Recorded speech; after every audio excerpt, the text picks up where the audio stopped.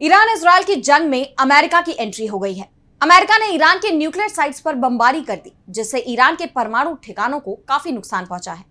America के इस कदम ने वैश्विक जगत में भूचाल ला दिया है। सवाल ये उठ रहे हैं कि क्या अब दुनिया एक न्यूक्लियर वॉर देखने जा रही है? तो अमेरिका ने किन ठिकानों को बनाया निशाना? क्या ईरान करेगा पलटवार?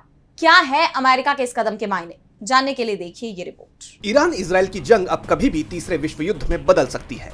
अब कभी भी इन दो देशों की जंग में रूस, चीन समेत तमाम देशों की भी एंट्री हो सकती है, क्योंकि अमेरिका ने इस जंग में अब एंट्री कर दी है। अमेरिका ने भारतीय समय अनुसार सुबह के 4:30 बजे ईरान की 3 प्रमुख न्यूक्लियर साइट्स पर हमला बोला है।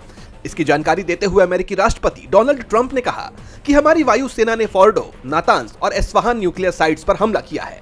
अमेरिकी सेना ने इन ठिकानों पर पूरी तैयारी के साथ बम गिराए, जिसमें मुख्य निशाना फोर्डो था।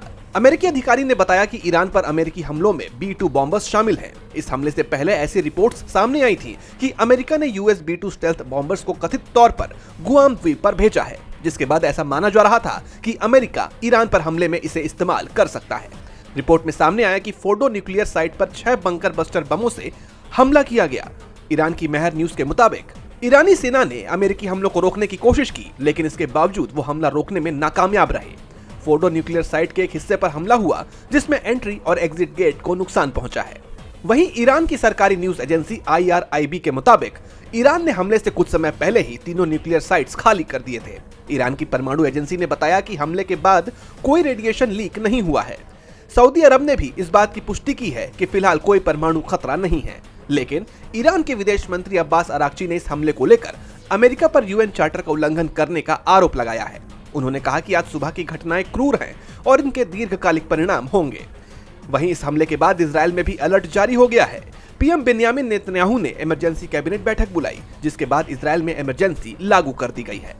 इजरायल ने सभी फ्लाइट्स के लिए अपना एयर स्पेस बंद कर दिया है। हालांकि खबर यह भी आ रही है कि अमेरिकी हमले के बाद ईरान ने इजरायल पर जवाबी हमला भी किया है।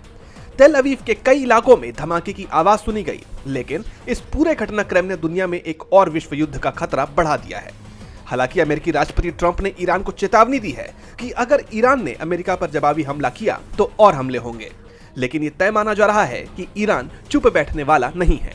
अब ऐसे में अमेरिका के इस कदम से क्या दुनिया में तबाही आने वाली है, इस बात का डर सब में दिखाई दे रहा है। DB लाइव की रिपोर्ट।